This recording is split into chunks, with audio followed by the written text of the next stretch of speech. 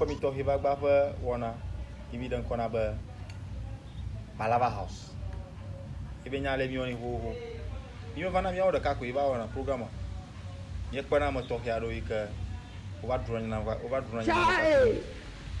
ta nja maga ha mi magba fu ya fo le mi agbo fi ka mi dan kona ho mi nyi ha ya maro mi ko ga ha ko mi woni ba afo le tesa yo fo le tesa yeah we zo ba ho na yo le ke mi la doja hello nya ha de mi agbo to le oh boko mi fo ayo na mi a yiji patapata le gba fo na ma anya da ka da ku mi ji mi da ko okay ala bi na ba mi o fia mi nya na no yi ka alo mi ga den ko na mi del na no yi ka mi ga ku bi aro ha wi na mi a gbe bi ko ya da nya da gol anya la pia de yo na ba mu eke ya vo yo na ba Mosquito yema very good okay majesty anye to ko wona oh aru afuna ma vo du no we oh aru vona ko ma ya bi aru afuna anu na vola ma na ma yema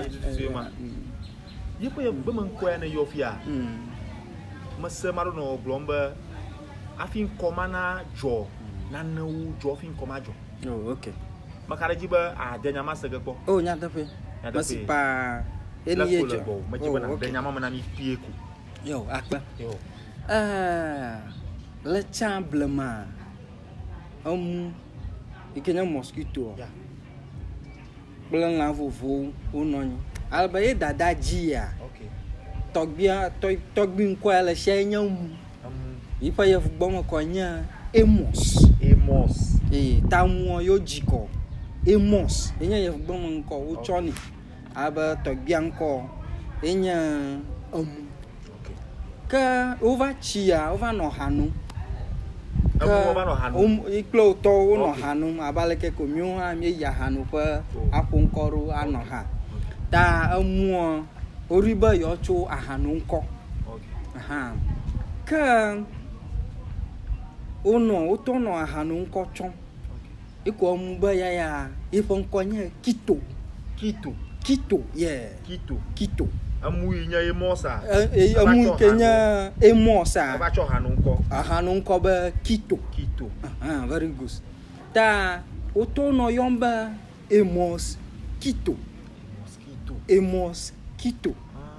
ta iko nko va trozu Mosquito ta lenya ifo nko lenya yi ta chan emos enya nko okay afi va cho ahanu nko ba kito ta fi ba ngomo fi ma va nko fi ayipa nko nto kule ba hanu nko ayipa hanu nko iba ko ku fi ma o Mosquito very good okay tanana mo lema ye vu va tronami ye vu va tronami tan koma Africa nko nya okay manya ye vu fa nko nya manya bia na ka de guna mi oh yeah afiaro nya bia nya kana no de oh yeah o ga ka zuba dia ye vu ba education akọ education ni ko ayo akwa yo tai mami se aba amu fa nko cha inya emos tataklo ko bon ko chone inya emos kaka e to ba agono no tayo bi ako na akpere mu e va zu kito ta mo va bi ba ko fu o e va zu de Mosquito haya kata mi ada akpere mi afa brother le tesa anya orere ko fia anya ganro onya de viu ke mu nyanya ya o no lo darani de chota kana mi nya ko ba education da aga na mi nwa da ike wala nya la rashi yo afula da sa yeah akpa ha yeah for maunda fuma mi ga ji ga pata ala vera ha gali afula da sa ato bakara ji ba aga nya la mi na ba dogulu alo adogulu yeah adogulu alo dogulu dogulu dogulu gakan konto enya dodoguli yes dodoguli the o gala o dodoguli yo akwa ye bon ko le ha shi Antilizi. Antilizi mai. Lizard. Lizard. Ah okay. Nyom to alo chuto alo kata kunya antilizi. Na dania doglo nto. Okay. Doglo dada on konya lizi. Okay. Doglo via nya antilizi. Antilizi okay. Okay. Leke comment au feature? Lizard. Ah doglo. Doglo. Doglo okay. A chama audio abalo jinami revimana. Okay. Ko na Christmas jiro roga ta September, October, November, ma gara December ma. Okay. Revire shiara no nunyo. Okay. Plus suba ople Christmas unai. Okay. Aha. Da no nyaba nanu bagblan won le period mama. Number period amafia nyonu pa period. Ah okay. Oh. Rayi moma. Very good. Anya ba na no nunyo plus suba ople Christmas uno. Okay.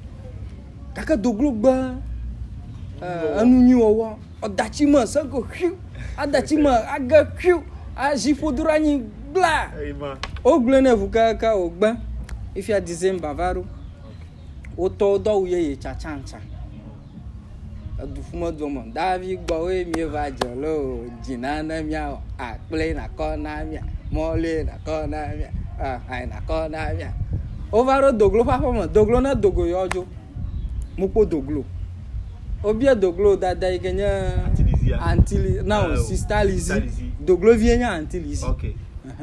Oba o sister Lizzy mia no viare oba alla homa do dogli agbam gbagblon ta yo ma flawuni ta bara homa majibe ado ta do dogli Okay. yo vazu do dogli ko donglo ye nko va trozu donglo Okay. Okay. Tan konto inya do dogli o vazu Fifia mi va trouver là. Vazu donglo nko nya do dogli Okay. yo vazu donglo tana na ma ihale ma Anya mami ga saka. Lizard ya mi na pa ba doglo alia wo fi vazu doglo agba imami ga se. Ye pa nyu ma wo. Ye kpli ya fmo va chie ma. Afu ajiro bo, ma te po udo.